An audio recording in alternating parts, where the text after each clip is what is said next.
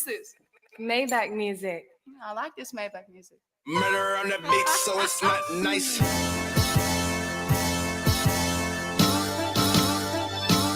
Love you. The richest niggas that they ever been. The biggest bosses that they ever was. I just hit the deal about another Benz. 300,000 on the car just because. Close the curtains when I'm riding in it. Double 5% tinted like I'm hiding in it. Thinking about the millions when I lay back. Richer than I ever was way back. Dreaming about my dog, wish I could bring back. Riding around the city in this Maybach. Can't compete how I'm coming. Proper crib every summer. Don't you niggas say nothing. Such a beautiful hustle. Rest in peace, go to Raymond. My dick sucked in the Cayman. Murders never explaining. Yeah, yo, fill up containers. Rappers living on budgets. Pray I switch up the subject. People niggas was pussy. Thought you niggas was thuggish. Have my team in the Fed, which I gotta protect. All the shooters still free, so feel free you can step. My role model, the road. Hustlers riding on probe. Now my Maybach a million. Having breakfast with hoes. Got my head in the clouds. Cause my top can come down, still my stock on the rise, busting shots for my guys. Addicted to the rush, it really got me fiending. Count up all the money, still I can't believe it. Money out of space, you looking at the Phoenix. The boss above the bar, the boy, he is a genius. Maybach music. The richest niggas that they ever been. The biggest bosses that they ever was. I just hit the deal about another Benz. 300,000 on the car just because. Close the curtains when I'm riding in it. Double 5% tinted like I'm hiding in it. Thinking about the millions when I lay back. Richer than I ever was way back. Dreaming about my dog, wish I could bring back. Riding around the city in this Maybach. They coming to see me. They coming to see the Temptations. Ain't nobody coming to see you, Otis. You ever watch kings argue with jesters? Watch the stage shift when truth echoes louder than the mic. Let's talk about it. And how I'm like the worst boyfriend? Like, I never said that. okay, whatever you say. Quinn, Okay, no, just let me finish. Please. can you not talk to me anymore? No, if you're gonna keep screaming, if you are going to keep screaming at me, I don't want to put up with this anymore. You cannot control your emotions. Do not talk to me anymore.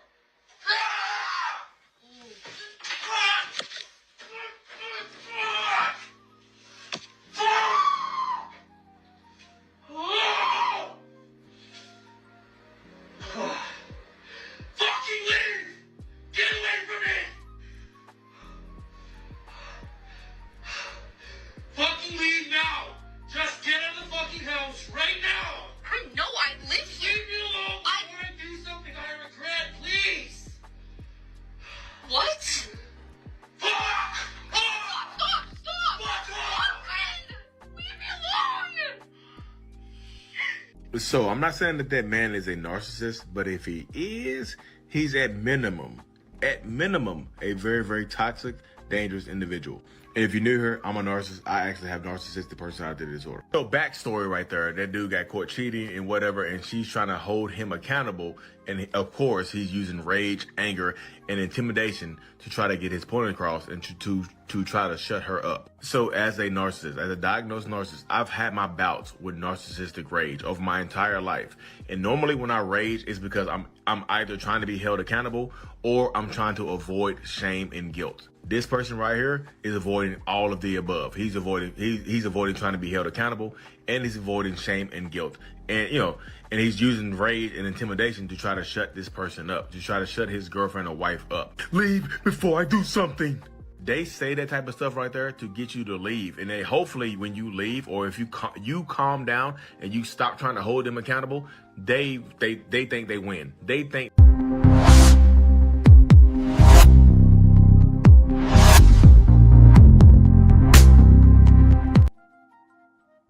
Hello, ladies and gentlemen. How you doing tonight? I hope that everybody is doing what? All right. Let me welcome everybody into the room. Let me turn the chat box on. Did I turn it off? Because I do that sometimes. Y'all let me know it seems too much. I want to say hello to DMO. Welcome, darling. Welcome. Miss T. Pre, thank you for being here early. Sis Yvette Marie, congratulations to you again. She'll tell you her story when she wants to. KKC, welcome to the show, my good brother. How you doing?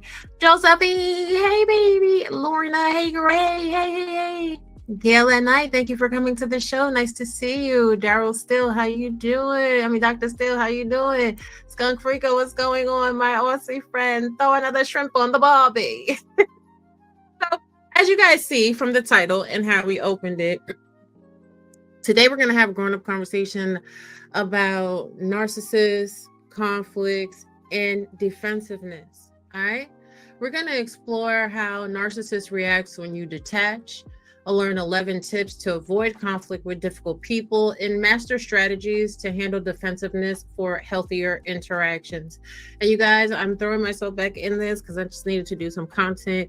But I promise you guys that tomorrow on my lunch break around 2, I'll be doing the members only because I do got some good news to talk to y'all about. So we got to talk about it. All right. So now that we've gotten that out the way, listen, ladies and gentlemen, picture it. Sicily, 1932. You're at a family gathering, and there's that one relative. You know the one. You know the one. Okay? Always steering the conversations to themselves, fishing for compliments, and if you don't play along, boom, they're sulking or starting drama. Sound familiar? Let me see what y'all got in this chat. If it's familiar to y'all, put a one. We see this stuff on some panels. Yes, we see this stuff everywhere. This is definitely real life. Hey, baby, this is definitely real life. So we're going to get into it. Excuse me. That is most of our first brush with narcissists. And let me tell you, figuring out how to handle them and other tough personalities, it can change your life. Today, we're diving into 3 game changers. What happens when a narcissist realizes you don't care anymore?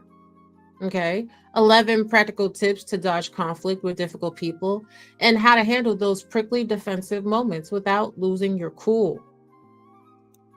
Be ready to take back your power. Now, you guys already got a sneak peek of what we're talking about. Hold on, let me put my face up on the screen so people know where you at. Yeah, all right. There you go. So it's going on with the chat box. It's not in alignment. Hold on, let me fix that. There we go. That's what's happening. Okay. I had to remove things around, y'all. Okay. So I gave you guys a quick peek of what we're talking about. Now, before we get off into the archives and everything, let's talk about narcissistic personality disorders, because it's been really kind of rampant in these spaces as of late. Narcissists that run around, they do things, and then they kind of come to social media, especially to caper clout, because they want everybody to, like, I don't know, be the panty holder of their regrets and their self-doubt, right? That's what a lot of people do. The reality is this: you are responsible for you. So if you've done something that's egregious or foul, don't try to put the blame on other people. Just kind of take your comeuppance and be like, well, all right, this is what's going on, and move around. I'm very disappointed with a lot of people, and I'm very disappointed that people do not also realize when you're a public figure and you interact with social media, then things that happen on social media are content. It is not comfortable. It takes a lot of mental fortitude in order to be able to face negative criticism in public spaces. However, running around and claiming unbothered is like the #1 red flag that you are in fact inherently bothered. I'm not bothered. I'm unbothered. You might as well just have a sign on your chest that says you're bothered. You're real bothered. But let's get into it. Now, this is my dude. I really enjoyed this guy's content. This is Mental Healness. And he did a video on what happens when narcissists realize that you don't care anymore, right? So what I'm going to do is I started it at a specific point because he went through a whole bunch of, the backstory on narcissistic relationships. But this is the part that I feel is more appropriate to the topic. So let's listen in, shall we? But that's how it goes. Now, on the other side of things, when the narcissist realizes that you don't, that you no longer care, sometimes, y'all, and I've talked about this in other videos, sometimes they want you to no longer care. Sometimes they are intentionally trying to push you out of the door. They don't want to be with you no more anyway. Sometimes they are hoping that they've treated you bad enough to the point where you just up and leave. To the point where you break up with them. To the point that you call it quits, that you call off that you end the relationship, that you call off the engagement, that you file for divorce, and you move out, you file for separation. That's called the reverse discard. And that is a way that a lot of narcissists play the victim. So when they no longer care and they want you to leave, they'll pretty much usher you out the door. If they have new supply or they on a hunt for some new supply, yeah, they'll usher you out the damn door pretty much because they want to go out there and find somebody else, or they already have somebody else. And they want to be able to play the victim. They want to be able to have that excuse. So I need y'all to understand this is not just in intimate relationships. This is also in friendships too. As narcissists develop attachments to new supply chains, they will discard the friendship. Hey, the voice of Venus, how you doing, love? And hey, YouTube Unfolded. They will discard the friendship. And they'll create such an atmosphere where it seems like you're the bad guy. Like, oh my God, look at what they did to me. I'm a victim. They are cultivating supply. They are cultivating people to feed their narcissistic personality disorder. It literally has nothing to do with you and has everything to do with them. Those that needed to hear that message, I'm going to say it again. The narcissist is always going to create a situation where you look like the bad guy because they wanted to detach from you because you were not giving them enough energy to supply their narcissism. It has nothing to do with you and everything to do with them. But let's continue. Sometimes if they want you to leave, they'll start to treat you bad so you no longer care. And then the love bombing won't start back over, right? The little love pop won't happen. And that's the truth.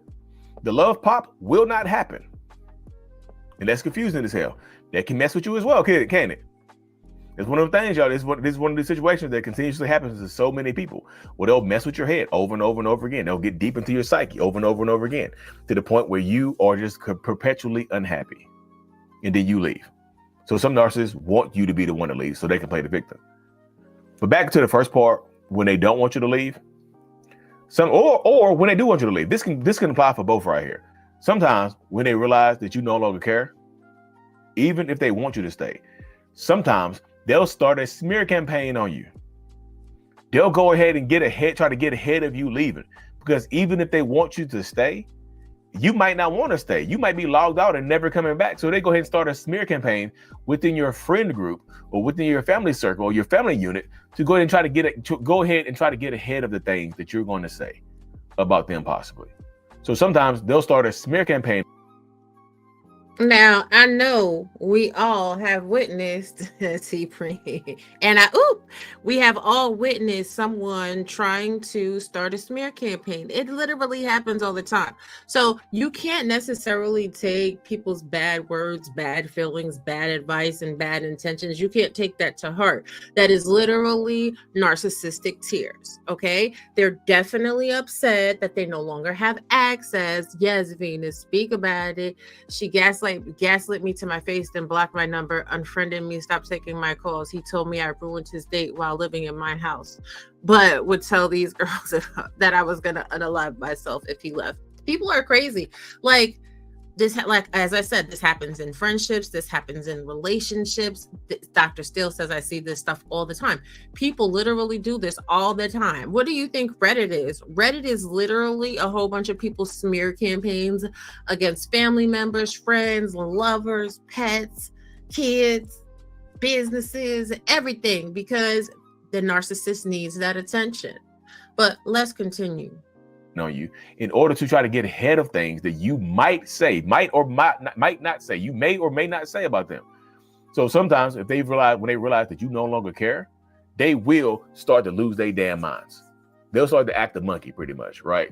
When they start to act the monkey, you already know what happens when people start to act the monkey. They start beating on their chest like a gorilla. But anyway, y'all, thanks for rocking me to the end of this video. Y'all know I got nothing but love and appreciation for every single one of y'all. Yes, the pets. And yes, people will start being on their chest like they a whole damn gorilla. Hey, Spot'em, how you doing, boo? Thank you for being here. Like they, who got tagged in the smear campaign last night? Chat, listen. They tagging they daggone self. They must be tagging they self, because at the end of the day, who gives a crap? And this is what I really wanna come and talk to y'all about. Sometimes you really just gotta let people know who give a crap. You upset? All right. Hey, J Dunn, how you doing, boo? Hey, Booski. You gotta let people know, like, this is how I feel. This is where I'm standing on something. This is my boundary. You don't have to like my boundary. My boundary is not for you. My boundary is for me.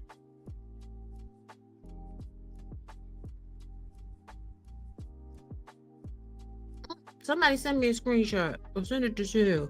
Send it to me or send it to Shell. Email me.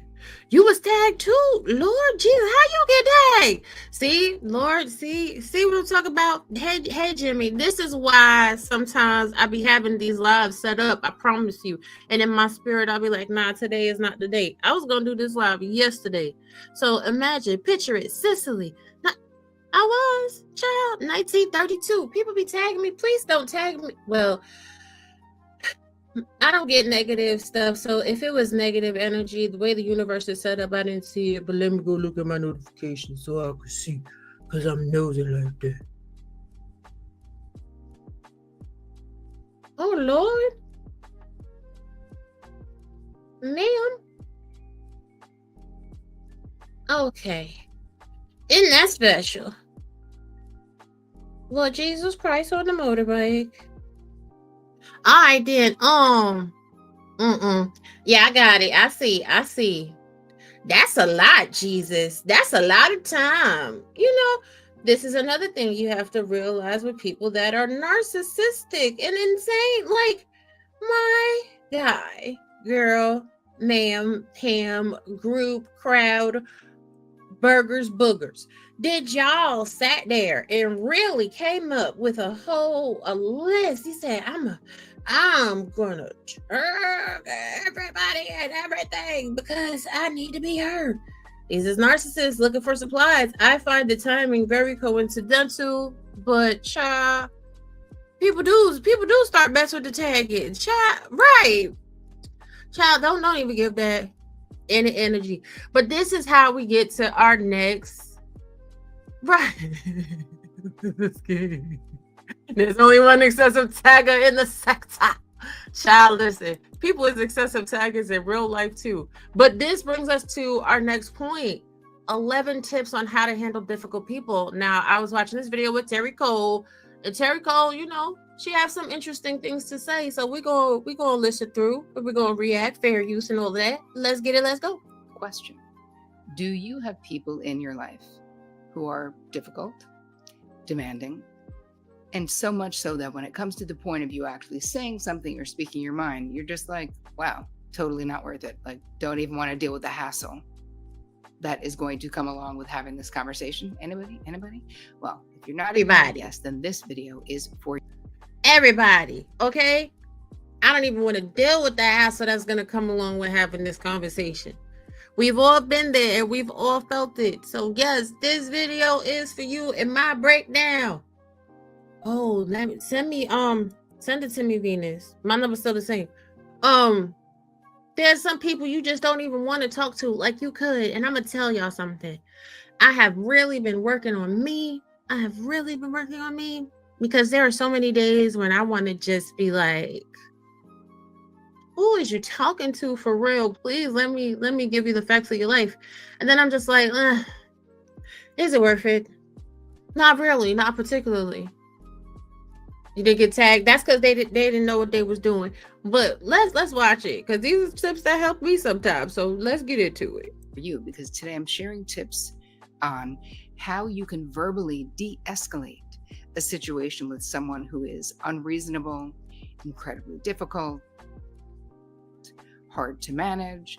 I'm giving you proactive ways that you can approach that impossible person and how to protect yourself from being harmed by this type of interaction, because it is harmful. So before we get started, if you are new to this channel, please introduce yourself in the comments.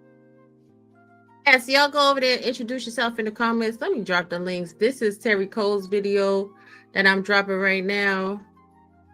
And I'm also dropping a video that we watched prior to this from Mental Illness. I know I always tell you I'm gonna put a link, and then after the live, I'll be over it. I really do click the X and be gone, honey. These kids be on my body. My husband be on my body, honey. This kitchen be calling me. I'm finna make me some fried chicken, some rice and beans, okay? Some rice and beans. I need to order me some plantains so I can make some tostones y maduros. But anyway, let's get to the video. We're a very friendly group, and don't forget to subscribe and hit the bell so that you get notified when we roll out new videos, which is every Tuesday and Thursday. I wouldn't want you to miss a thing. So that is what we're doing. If you don't know me, my name is Terry Cole. I'm a licensed psychotherapist, a relationship expert, and the author of Boundary Boss, which you can get at boundarybossbook.com. So I want to say thank you for all of your questions and your comments. You know, I read them all and I love to highlight them. So today I'm highlighting a comment from Marsha James under the episode Appreciation Rituals for Lasting Love. Thank you so much for this. As someone who survived divorce, these are tools and green flags I can definitely aim at in my future purpose partner. I love it. My future life purpose partner is what I'm trying to say. Very exciting, Marsha. Thank you so much for being here in our lives. That's a fact. Some people have more than others, but it's very unlikely that anyone has zero. We all have the difficult personalities. Some are more difficult than others. Again, right? You might have someone who has mental health challenges, and that's a different kind of unreasonable for different reasons. But the real question that I'm answering in this episode is, how do we deal with those folks and keep our own sanity intact? So I want to start with how to verbally de-escalate a situation with someone who is quick to escalate when you're talking about something that they don't like, when they're upset or mad about something.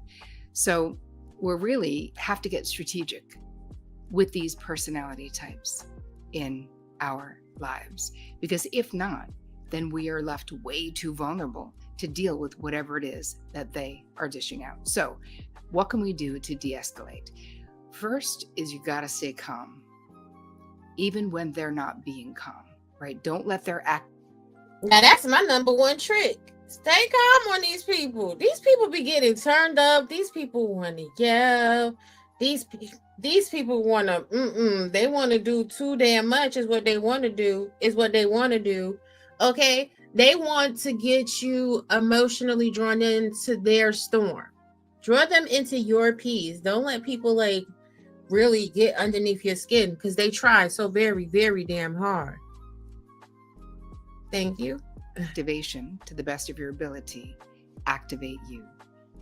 Listen to what they're saying, because when someone is already in this activated state, if you start interrupting or really hardcore pushing back, it's not a good outcome for either, right? There's not going to be deeper understanding, but you also now are really in the fray with them, which you don't want to do.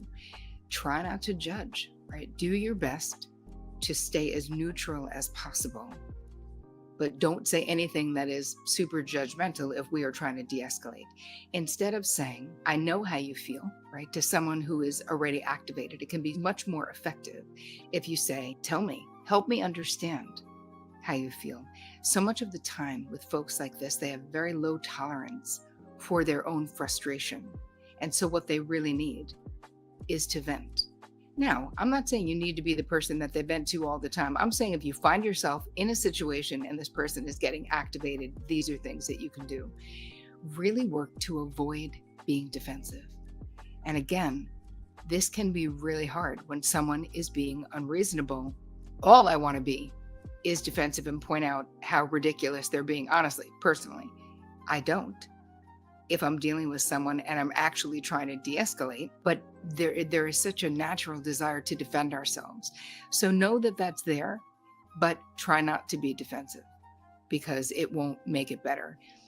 So much of the time, the underlying thing that the person needs is what we really have to find. And again, you don't have to be a professional therapist to do this. Someone who is upset and has had a rough experience and they're kind of projecting it onto you or having displaced aggression onto you, it's like what they want to be a lot of times is heard. Like, okay, I'm here with you. I'm listening to what you have to say. With de-escalation, a lot of times we want to step away from the conversation altogether if we can. But if you do it abruptly, it will not de-escalate. And a lot of times someone who's already activated may come after you to want to continue, like needing to be seen, wanting to be heard. Now that is a major point. This is why we're going to pause. Like, yes, and T-Pre is correct. Like, but listen, because I'm going to remain calm, right? I'm going to remain calm. But sometimes people just want to be heard.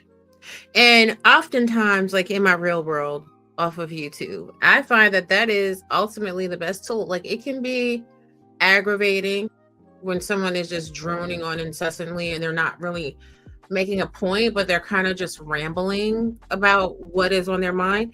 So you listen to them and you give them a little wiggle room.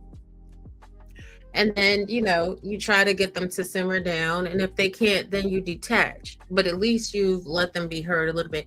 Thank you, honey. Thank you to my wonderful husband for the 10 Mind Chaos Brew memberships.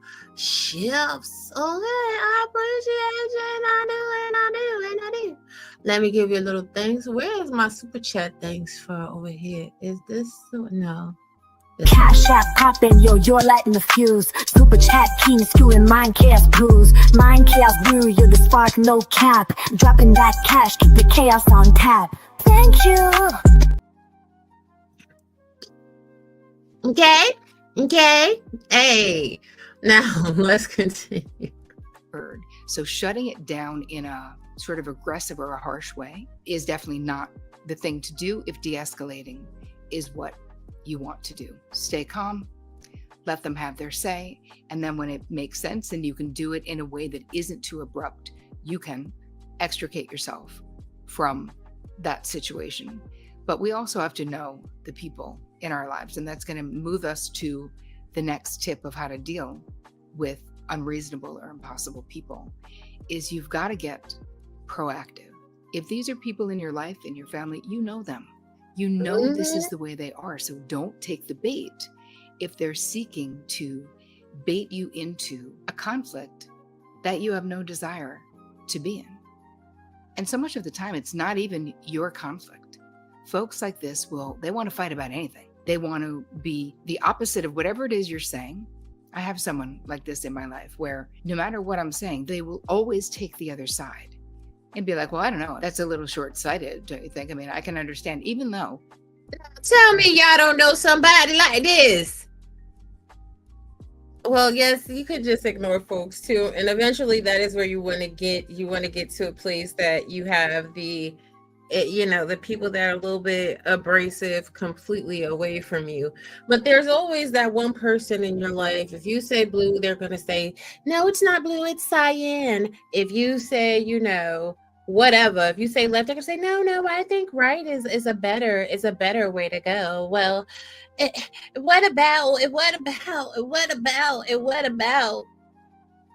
yeah, I don't do the whataboutisms. The conversation is what the conversation is. Yes, I am.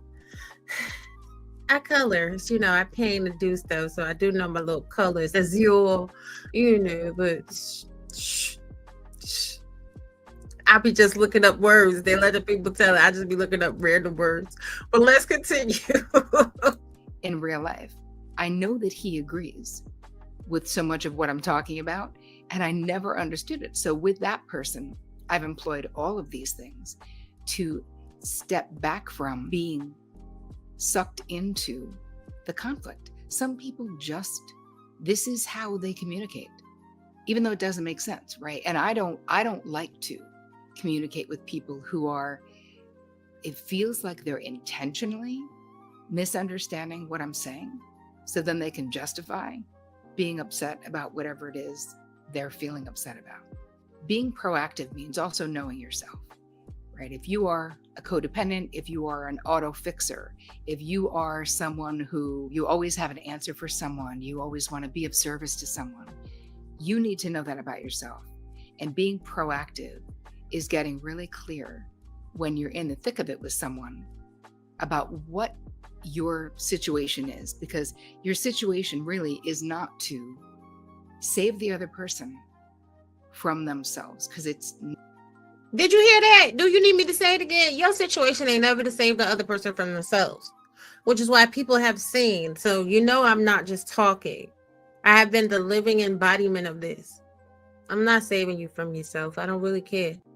I said what I said. If we're having a conversation that's fruitful and it's going somewhere, then we got something to talk about. If you're just trying to be, egregious for no reason, then I'm just going to let you do that. Okay, cool beans. Like, I'm not going to give my energy over for nobody to fulfill their yearning, their desire, their need for conflict, to be their narcissistic supply.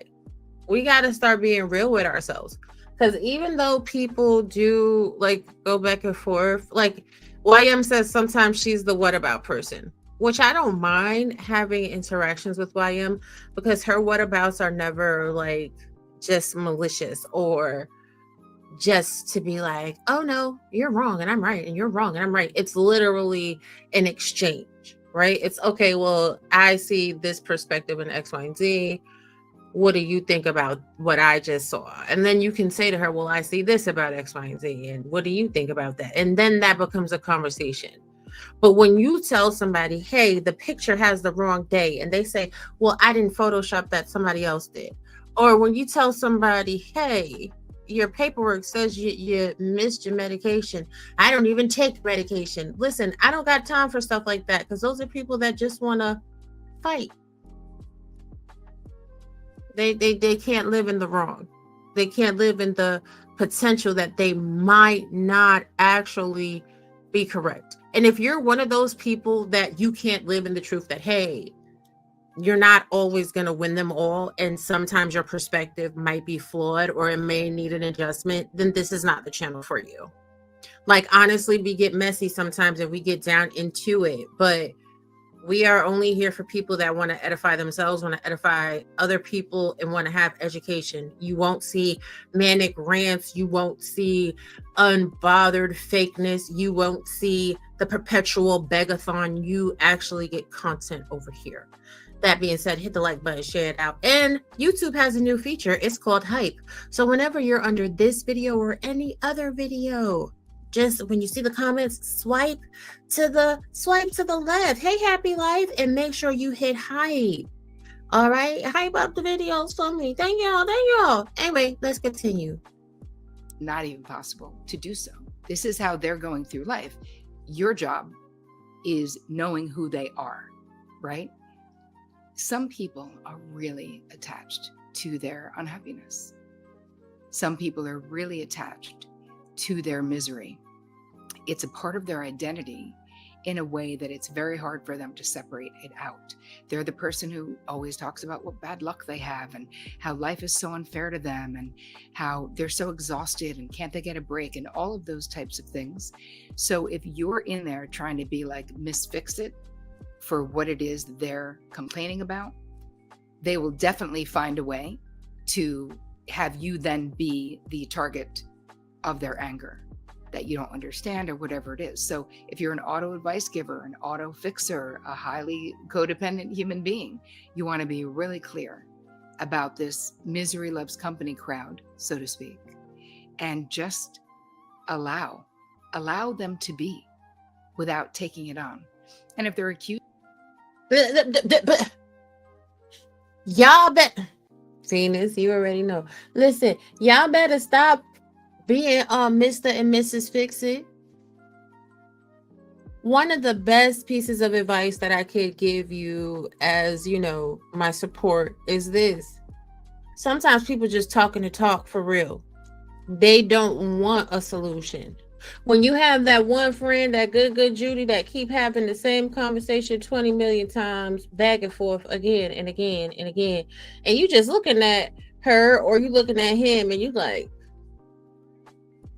this is the 12th variation of the same story. I wish you would stop telling me this story. That's when you might just need to put them on a sabbatical, put them on an island by themselves, stop talking to them. Silence is a blessing. Silence is so golden. When I tell you, I go on silent all the time and people hate it. People be calling my phone. I look at this damn phone. I be playing my little coin master or whatever I be playing on my phone. I look at the phone. I don't even put it to voicemail, y'all. I let it ring out. And then I go right back to my damn game. All right. Hey, honeybee, how you doing? Yes, stop giving unsolicited advice. Stop giving any advice. Unless somebody clearly say to me, friend, I'm going through a thing and I want your perspective on it. I'll be like, oh, okay, friend, you going through a thing. I'm here, girl. I'm here for you. Period. Right, the merge games are everything, child. I got this one. Anyway, we ain't gonna get on the gaming stream, child. I'll have you here all night. Don't think my hubby is the only one that play games. My games is just more, one person not share with the community. But let's continue. accusing you of something, you can say, no, actually, I'm not taking that on. That's not mine. But if you want to talk about how you're feeling, that's okay. We have a tendency, if you're a high functioning codependent, or you are a fixer, or you are a natural born helper, let's say, we can attract these types into our lives because they're so attracted to the light of someone who's like, hey, no, we'll figure this out. It's all going to work out. I'm not talking about hyperpositivity or all the bypassing. I'm really talking about, I feel like personality wise, there are people who are really good problem solvers because they don't want to live in misery.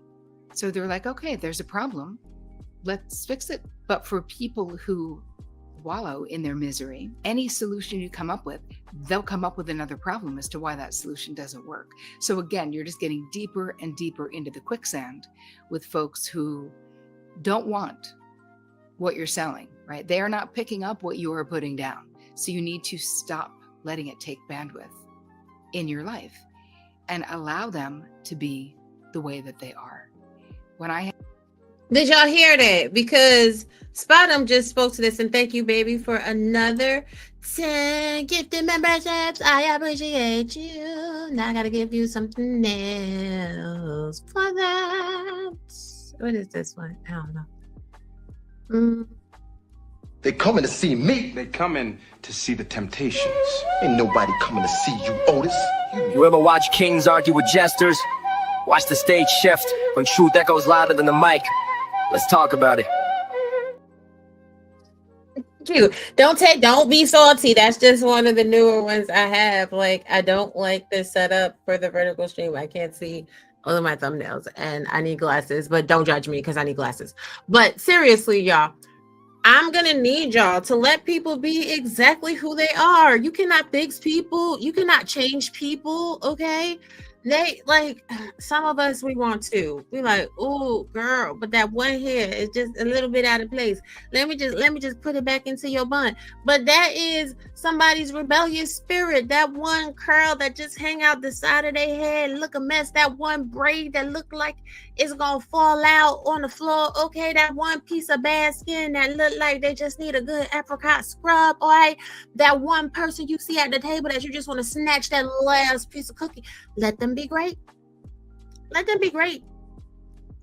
Addiction comes in many forms, okay? Addiction, the people are addicted to drama, people are addicted to attention, people are addicted to food, people are addicted to love, people are addicted to misery, people are addicted to dirt, people are addicted to cleanliness, people are addicted to Jesus, people are addicted to the devil. Let people be exactly who they are. And when people show you who they are, believe them. Distance yourself from people that don't align with your internal alignment. Otherwise, you're going to constantly find yourself on a hamster wheel where you're like, oh, but I really like this person, but I don't really like this person because they do things that irritate me, but I'm trying to make myself like this person because I want to be nice. Nope, that's done. That's done. We leaving all of that in the past. Not even 2025. You leaving it on yesterday and beyond. Whatever that was, that's where it is. Don't take that with you not one more second forward. From right now forward, if people don't align with your internal alignment, walk away. Because I'm going to tell you something that I know you know firsthand. Every time you go against your internal instincts, every single time, it is always some chaos. It is always some nonsense. It's always some bull crap brewing up. And then you find yourself in a world of dramatics and you're like, but why is this happening to me? You default become one of these woe is me people. Is that where you want your life to shift? Then do better. But let's continue. Have friends like this who are, I think, unreasonable or difficult or super in love with their misery.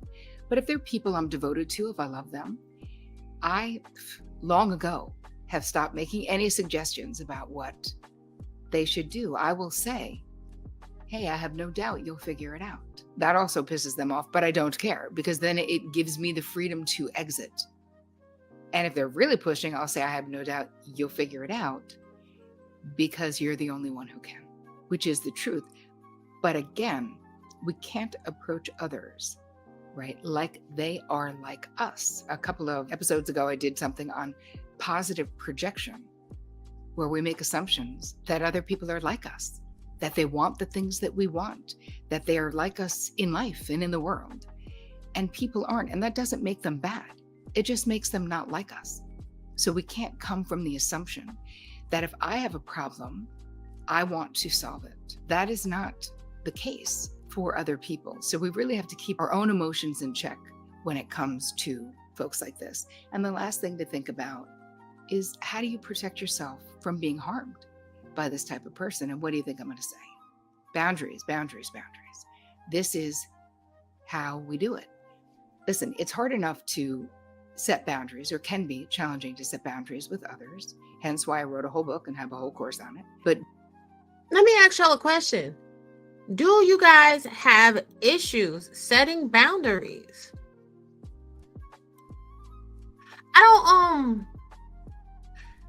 I don't think I've ever had issues setting boundaries. I think sometimes for me, I have an issue maintaining the boundary, right? Because in my mind, I'll be like, oh, try me again, Lord Jesus. Say one more thing to me, Lord. It's going to be a problem. But then people will say one more thing, and they'll do one more thing, and I'll be like, you know what? You're so slow today, child. You just need prayer. No. And what I had to learn in life is when you set them boundaries and people making you feel a type of way, you just don't want to be bothered, honey. Just don't be bothered. Just don't be bothered. Because what could be, what could walk away as a nice, all right, this not working, take care, whatever. It turns into a thing. Because when you let people manipulate your boundaries, what that does is it builds up resentment. And then when you build resentment is pressure internally, because you're not just resentful at the person for manipulating your boundaries. You start getting a little resentful with yourself too. So then you don't want to feel like you a punk. You understand what I'm saying? I be watching people get to going off and don't threaten me and bitch, this. That's a resentment. That's a resentment because a boundary was tested. But people got to be careful about where they let their ego take them. Let's continue.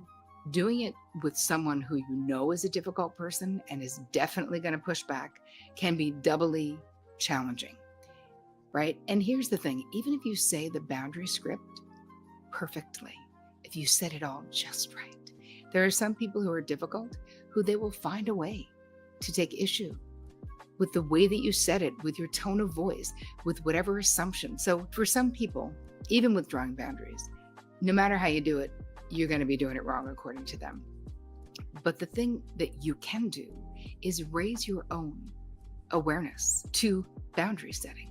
Are you okay doing it? Do you even know how? Can you step back from some of these relationships? I mean, we know what boundary setting is, right? It means communicating your preferences, your desires, your limits, and your deal breakers. And if you have someone who is constantly accusing you of something, or who always calls you and wants to complain about the same shit that they're not going to do one effing thing to change, like that is your one and only life. Okay, that's your choice. Me, I cannot. Who the hell has time for that? We just don't. And you're like, why are you taking up all this bandwidth in my life? But the question isn't that. That's the wrong question. What's the right question? Why am I letting you? Why am I allowing you to do it? And we know why. Guilt, fear of being rejected. Listen, there's so many reasons why we find ourselves in this situation. And you have to know, again, who you're dealing with. Talk about Is it Terry. a boundary bully? Someone who, no matter what you say no to, no matter where you're trying to assert yourself, they're going to have a problem with it. Then you know that person is a boundary bully, and that's a control thing. Are they a first time? Control. A lot of people have issues with control. They cannot control themselves, so they want to control you. Let me say that again for the people in the back. A lot of people have issues with control, and they can't control themselves, so they want to control you. They are, in fact, boundary bullies. They're going to do it just because they're going to do it. They're going to do it because you say, hey, I don't like lemon on my lime. Oh, well, you have to have the lemon on the lime. It's divine. You don't want to miss this. Oh, I don't like to do X, Y, and Z. It doesn't make me feel good. No, you have to do it, because if you don't do it, then you're not this, that, and the third, and you don't fit the mold. Guess what, my chaos gremlins? We're not here to fit nobody's mold. My butterflies, we don't give a damn. We don't care about no feminism. We don't care about the patriarchy. We don't care about the gender war. We don't care about the rich ones. We don't care about the poor ones. We don't care about none of that. Man, listen, we're trying to live our life and be happy. Some people don't know what that is, for real. For real, they have no clue on what happiness and inner peace is. And those people, ladies and gentlemen, you have to let them go. Let's continue. Timer, right? Maybe you have never said anything to this person. And if you do, perhaps they would stop calling you to complain about the same thing, or maybe something would get through. But it requires us, and being a boundary boss, this requires us as well, to deal with our own side of the street. The reason we don't auto-fix and make suggestions to folks like this, or really anybody, is because the moment we do, we're now on their side of the street. So we need to, again, walk it back to, what is my responsibility? Walk it back. Am I taking responsibility emotionally for something that is not my responsibility? Well, we can stay completely supportive of someone without auto-fixing. And I have all of this in the guide for you guys. So just go to terrycole.com/guide, and everything I'm talking about, you'll see there's prompts in there for you and ideas of things that you can do. But you have to know yourself, because we do attract these types of people. And it is painful to be walking on eggshells in your own life because of an impossible or unreasonable or very difficult person. Many of you have written into me, what do I do? It's my aging parent.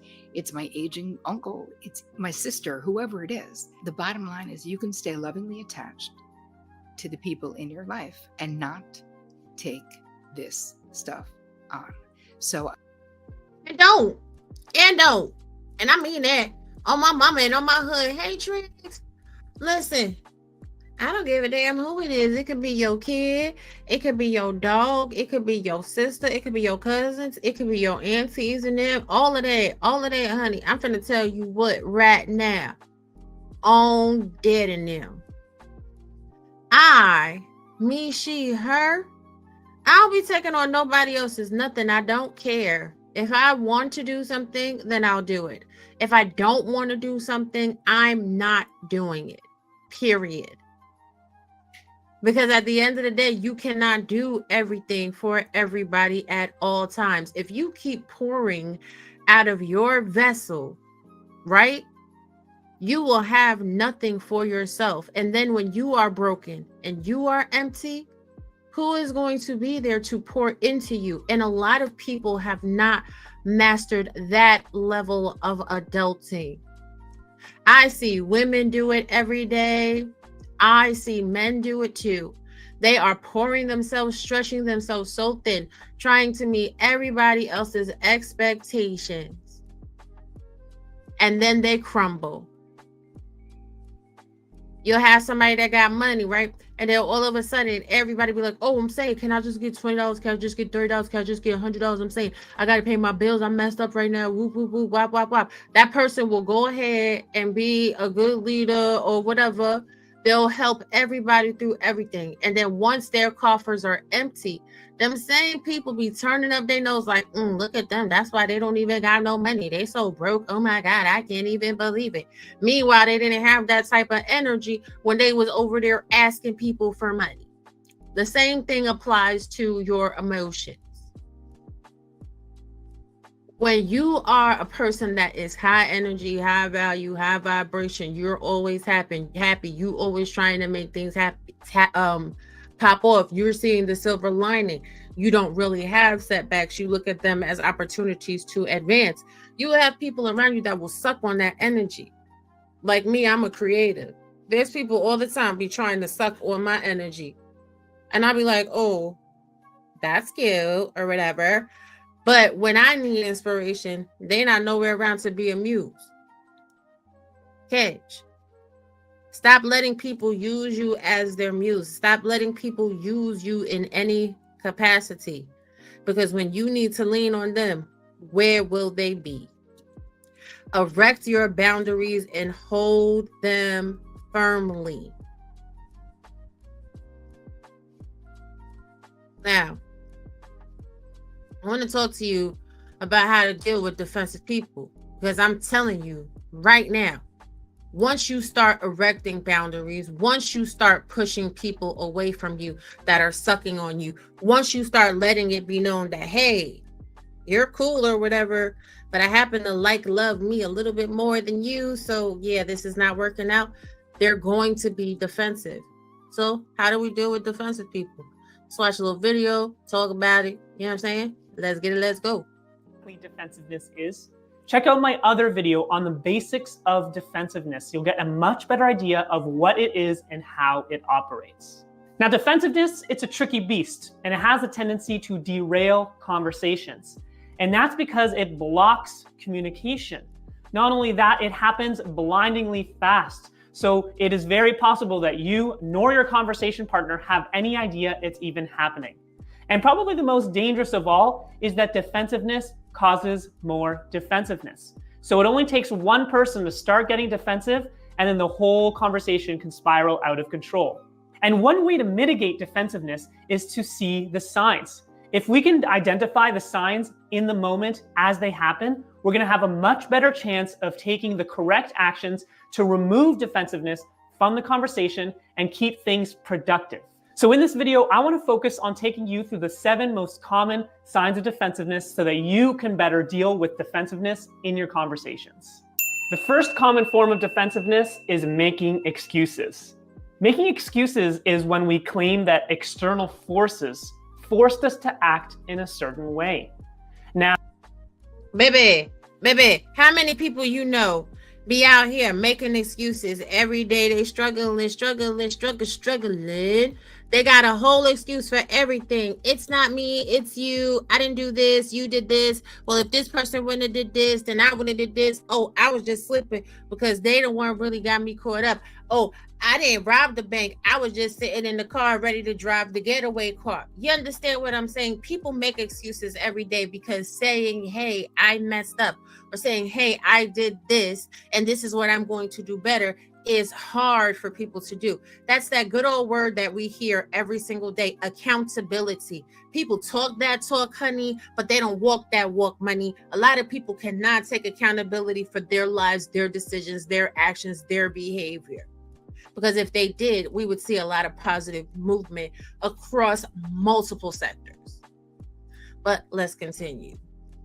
Now, what that might look like in your life is, say that you had your you asked your partner to go pick up the dry cleaning for you.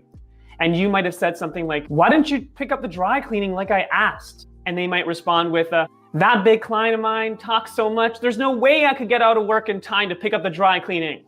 And so what we're doing in this case is we're kind of denying responsibility. We're coming up with excuses for why we didn't do things. A funny thing about defensiveness is anytime we defend ourselves, we are technically being defensive. So if you notice yourself or your partner or others defending a certain idea, defending certain actions, beware, because defensiveness could be around the corner. The second common sign of defensiveness is called cross-complaining. Cross-complaining is when you meet your conversation partner's criticism or complaint with your own immediate criticism or complaint, completely ignoring what they said. Now, what that might look like in a relationship is, hey, isn't dinner ready yet? The garbage you said you take out to the back is still sitting in the hallway. See, what's happening in this scenario is we're having our partner tell us something, a complaint or... Oh, now, you know I got to take the cross complaints from the relationship into the real world, right?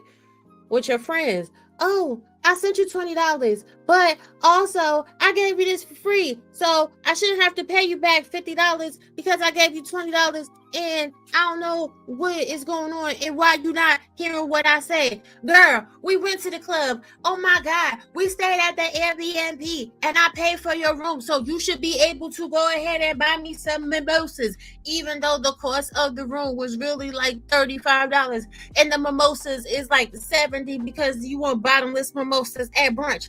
Honey, people do it every day. People do it every day.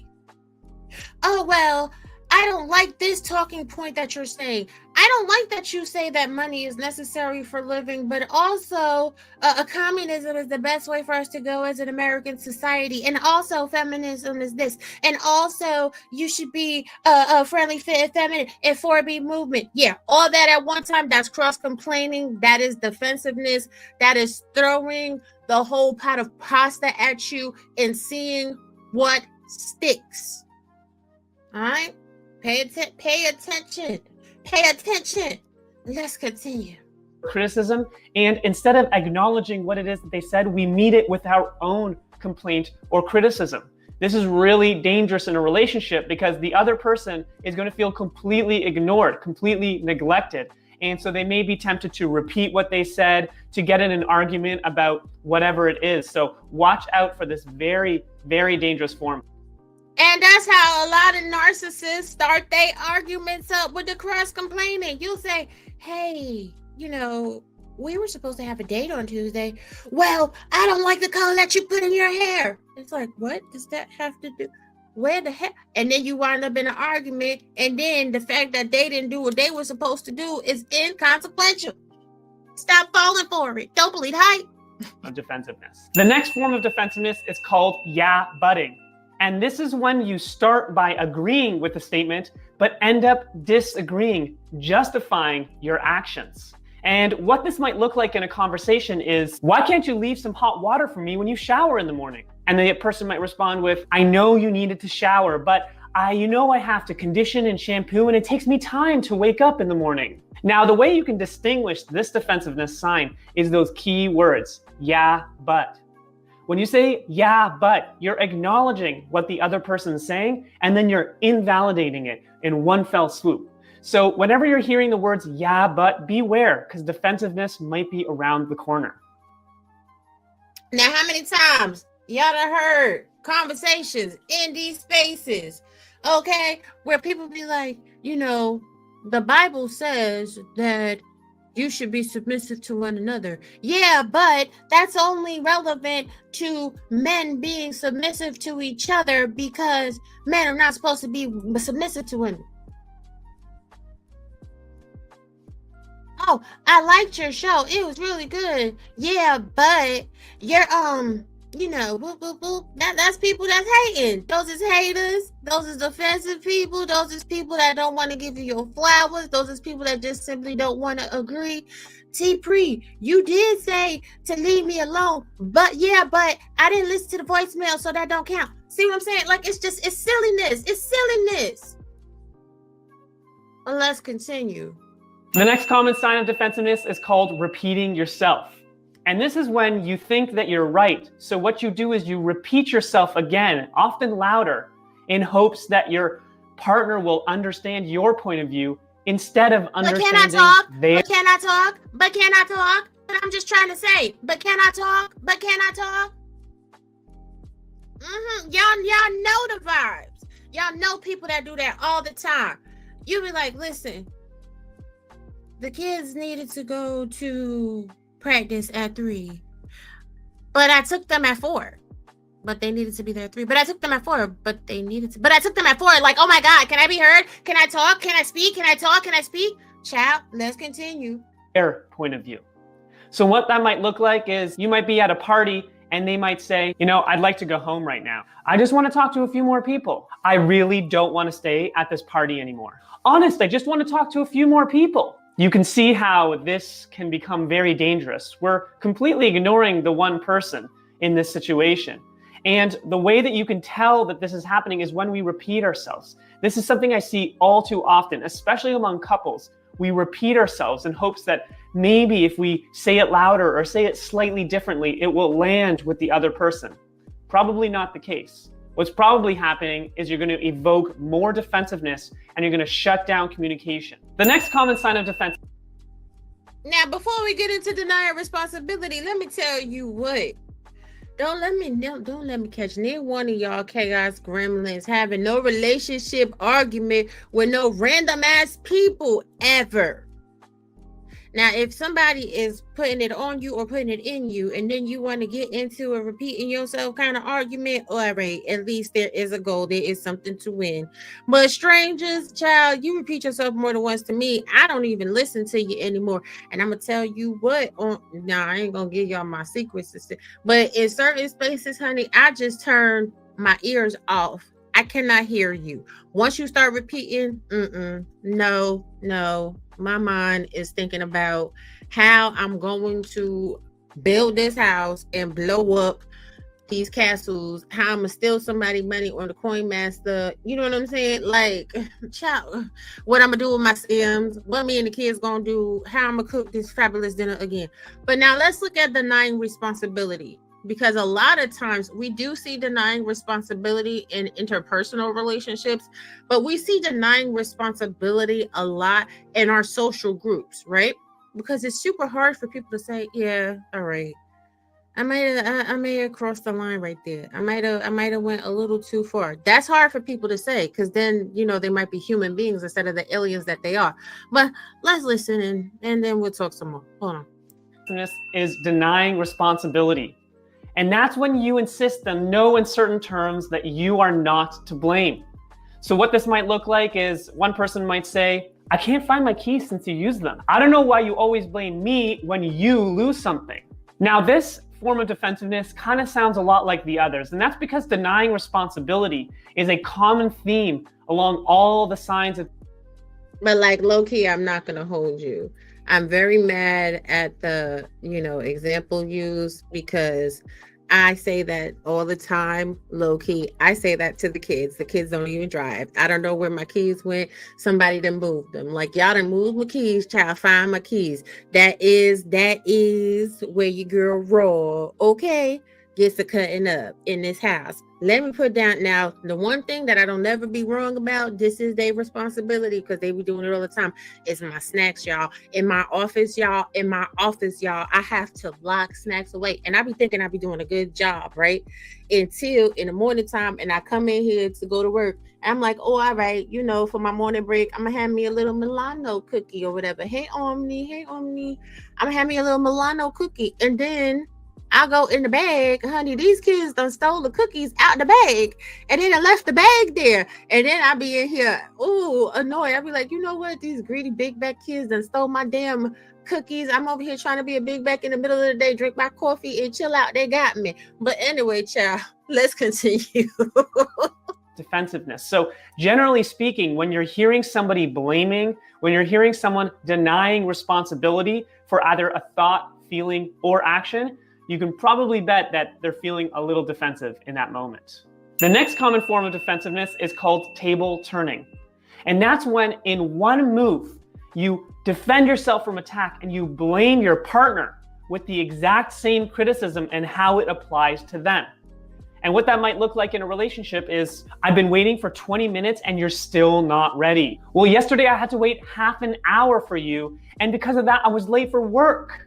As you can see, this is super dangerous because once again, we're not really addressing the initial statement. We're ignoring the other person and we're making it about us instead. So it's very clear as to why they might get defensive in this case. And the last common sign of defensiveness is tone and body language. When we get defensive, we often show it in our body, in our face, and in the tone of our voice. So what that might look like is arms crossing, whining, a false smile. You may even feel it in your body, tightness in your chest, in your throat, in your jaw. What's wild about defensiveness is that you can feel it in your body, but it's often really hard to notice in the moment. That is, it's hard for you to notice it in yourself. It is definitely much easier to notice it in others. So now that we've gone over all the signs of defensiveness, the question remains, how do we deal with defensiveness in our relationships? Well, I have two possible solutions for you.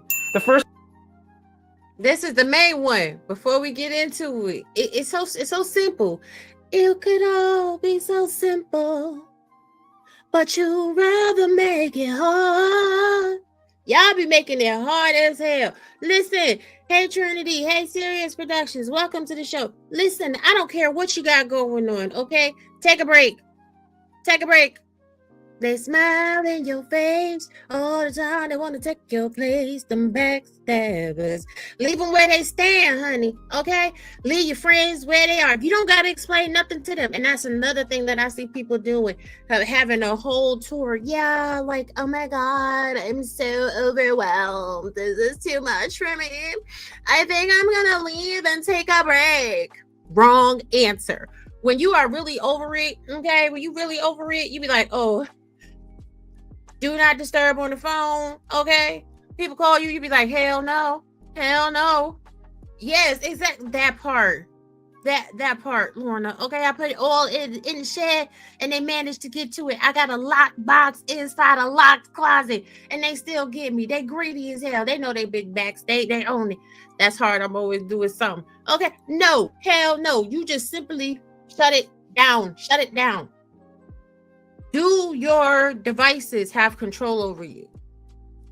This is what this solution often boils down to. Unless you're at work, and when you're dealing with defensive people at work, that's when you get on your documentation. That's when you get on your HR, honey. I didn't file me about a good 3, 4, 5 grievances today. Like, nope, not doing it. Yes, I'm a black Karen. I don't care. I'm telling your mama, I'm telling your daddy, I'm telling your grandmama, I'm telling the boss, you finna leave me alone if you get on my nerve. I'm not finna argue. I'm not finna argue with you. Take a break. Let's continue. First one, take a break. Make sure to take a break from your conversations when you're detecting any defensiveness, either in yourself or your partner. It is not going to do you any good to have a conversation when either of you are starting to feel really defensive. So instead, take some time apart, maybe 10 minutes, maybe even 20 minutes, maybe even an hour, and make sure you're both calmed down and ready to tackle the problem as a team and not tackle each other. My second tip here is to stick to the subject matter. Ooh, we gonna let him cook. We're gonna let him cook. And then I'm gonna come back and say what I got to say, cause baby, okay. Shit. Whew. I am gonna ruin it for y'all. Strap in. So you'll notice that in a lot of the other examples, what was happening is one person would say something and then they would be ignored. And what we want to make sure we do in our relationship, and particularly when defensiveness might be around, is to stick to the subject. Whatever the first person has said, let's try to get that addressed before moving on. So if you're feeling a little bit defensive, your partner might say something to you and you're responding defensively. Instead of responding defensively, try to address what it is that they're talking about. If they're complaining or criticizing you, talk about that before you switch the subject. Now, if you say something and your partner starts to get before you switch the subject. This screen definitely needs to be frozen. Okay? Stop responding to people defensively. Now, that is a master skill, all right? That's a masterclass technique. And I'm going to give y'all a little prequel to the members. So there was a point, right, during my weekend escapade that somebody said something to me and it was so annoying because it was very ubiquitous. Like it was completely unnecessary to say. And I almost crashed out. I'm not going to hold y'all. I almost did. But God said no. God shut down my whole setup here. Y'all know I got the 2 computers, I got multiple Ethernet, a lot of stuff. Everything shut down. And I was like, ooh, all right, God. God was telling me to take a break. You feel me? So when I came back to the situation, I was able to use this technique. I didn't respond to what was said defensively. I addressed their concern, told them about themselves politely, of course. And then I went about my day. And I promise you, it made the situation so much easier to deal with, right? It took away the terseness. And this is what I find a lot of young women, especially, a lot of old broads too, okay? A lot of old dusty birds have not learned. You don't have to respond defensively to everything. You can address somebody's concern in a conversation and not ignore what they're saying and still come out on top if what you're saying is right. And you can also come out on top if what you're saying is wrong and you own it. It's hard not to respond defensively, but that's the energy that they want. Of course, that's the energy that they want because they have no sustenance. They're not actually standing on truth. They are using you for supply. And this is how you can tell the difference between people that you need to maintain connection to and people you need to cut and toss aside, throw out the window. But let's continue. Subject. Now, if you say something and your partner starts to get defensive, there are a couple ways to handle this. First, what you can do is you can address what it is that they said. You can put your need to the side just for a moment and address what it is that they talked about, and then make sure to bring your need back on the table. So make sure that you ultimately, at the end, get what you want addressed. Now, the other way to do it is to take a stand, because you brought something up that you wanted to talk about, and then there was kind of a switching of subject. And so you want to make sure to bring that subject up again, the first one that you had initially brought up.